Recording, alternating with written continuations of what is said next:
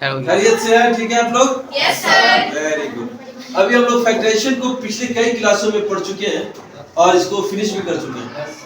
आइए कुछ इंपॉर्टेंट चीज समझते हैं फैक्टराइजेशन को सॉल्व करने के लिए। कुछ चीजें होती है, कुछ ट्रिक है जो हमने जो है बताने की कोशिश की है और मुझे उम्मीद है कि अगर इसको ध्यान से आप लोग देखेंगे तो फैक्टराइजेशन आप लोग को समझ में आ जाएगा।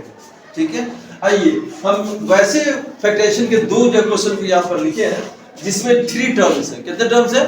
3 टर्म्स। ये एक्सरसाइज के किसी और पार्ट में है और ये एक्सरसाइज के किसी और पार्ट में। Is it clear?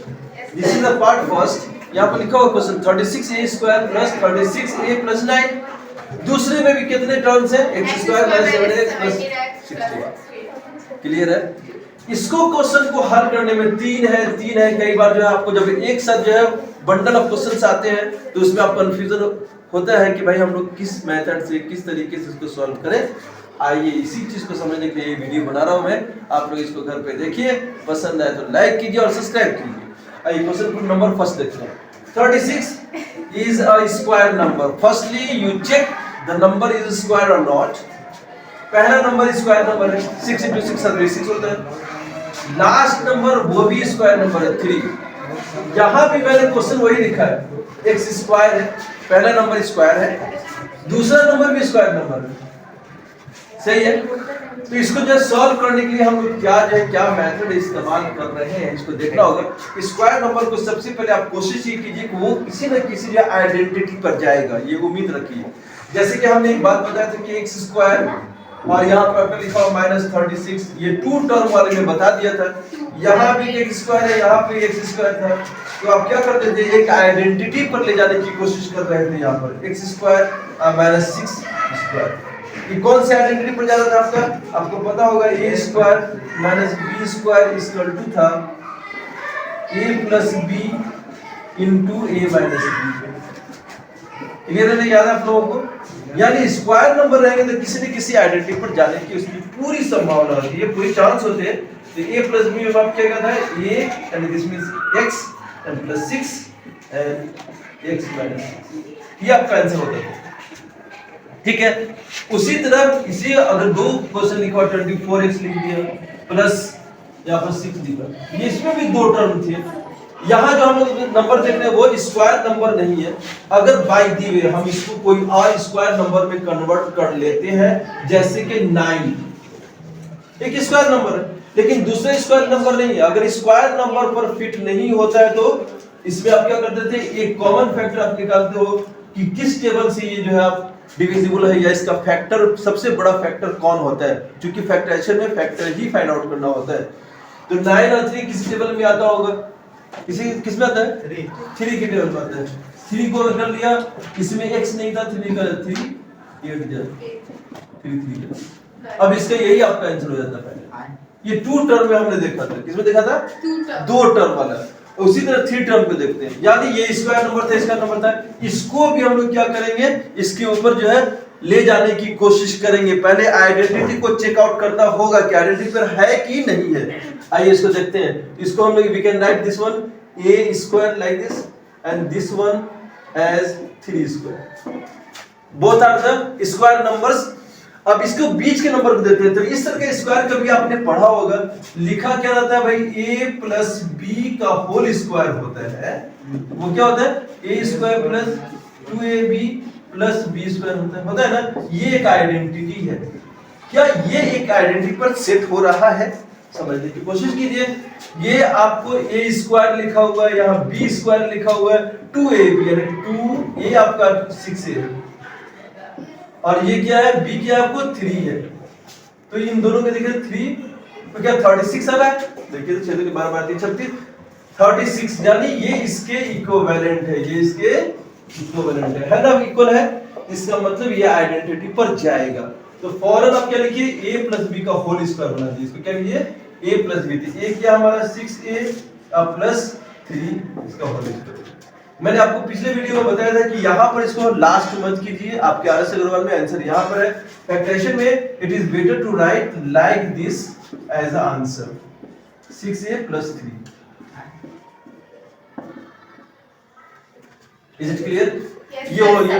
अब इसमें हम लोग देखते हैं क्लियर है? ये भी हमने क्या रखा है, स्क्वायर नंबर रखा है, x को स्क्वायर रखते हैं, इसको लिख सकते हैं हम लोग x स्क्वायर, इसको भी स्क्वायर लिख सकते हैं 4 का स्क्वायर।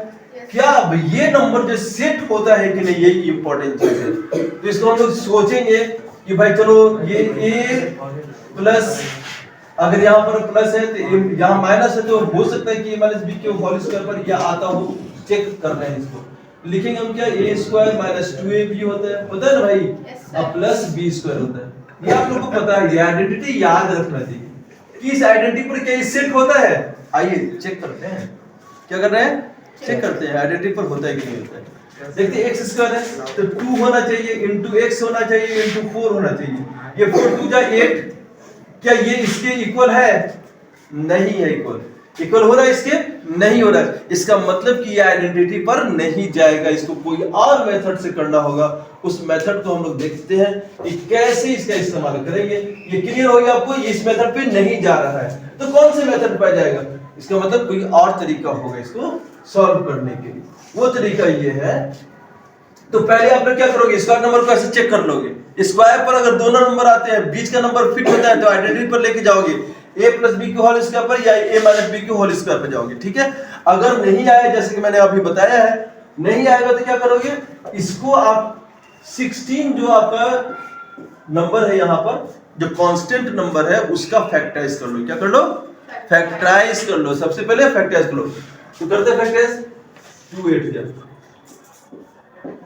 2 4 जा 2 2 जा, ठीक है, 2 2 जा 4 4 2 जा 2 4 2 जा 8 8 2 जा 16। ये 16 का फैक्टराइजेशन हो गया।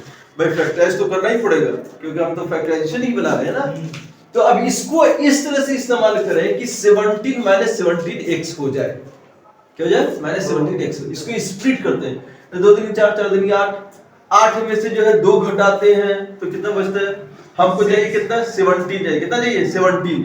तो कभी कभी ऐसा होता है ना कि इसको लास्ट तक फैक्टराइज कर लो आप ऐसे, ठीक है, 1 तक, क्योंकि कभी कभी 1 भी आता है, ठीक है, क्लियर है। तो अब देखिए 2 3 4 4 8 8 16, 16 में अगर एक जोड़ा जाए यानी निगेटिव 16 और निगेटिव 1 ऐड कर दे तो कितना बन जाता है? 17 बन जाता है। तो कभी कभी ना बच्चे ने, देखो यहाँ पर मैं बताना चाहता हूँ, यहाँ पर एक क्लियर कर देता हूँ, जाते जाते आप लोग बहुत ध्यान से सुनोगे। फैक्टराइजेशन यहाँ पर फिनिश मत करो फैक्टराइजेशन में, सम टाइम यहाँ से नहीं निकल पाता है, सोचते रह जाओगे 2 3 4, 4 में से 4 घटाए 0, 2 3 4 4 3 8, 8 में से 2 घटाए 6। अरे बड़ा मसला हो यार, 17 तो आ ही नहीं रहा है। Is it clear? इसको लास्ट तक लेके जाइए, उसके बाद कीजिए, अब आपका प्रॉब्लम सॉल्व हो गई, ठीक है। तो आइए हम इसको लिखना होगा x स्क्वायर, इसको स्प्लिट कर देंगे, 2 भागों में बांट देते हैं। माइनस 16 एज यू विश, कौन सा आप पहले लिखना चाहते हैं, इससे कोई भी फर्क नहीं पड़ता है। माइनस 16x और माइनस x, इसका माइनस 17x हो जाएगा, अब प्लस 16 हो गया। क्लियर है? अब ये 4 टर्म का हो गया। तो हमने पहले भी एक्सरसाइज में, अगर आपका एक्सरसाइज छूट गया है तो भी एक्सरसाइज को वीडियो से देखिए, समझ में आ जाएगा। अगर छूट भी गया तो भी यहां से हम समझ सकते हैं कि हमको 4 टर्म्स लिए गए, तो इस टर्म्स में इन 2 टर्म्स से कौन सा हमारा नंबर जो है वो आपको कॉमन निकलता है वो निकाल लेते हैं। इसमें दोनों में कौन कॉमन है? x है, तो x बाहर निकाल लिया, ठीक है। तो x बच गया, माइनस 16 हो गया, ठीक है। और यहां से हमको क्या कॉमन मिल रहा है भाई? कोई भी कॉमन नहीं, इसमें x है और ये 16 है, कोई लाइक टर्म है ही नहीं, कोई कॉमन है ही नहीं।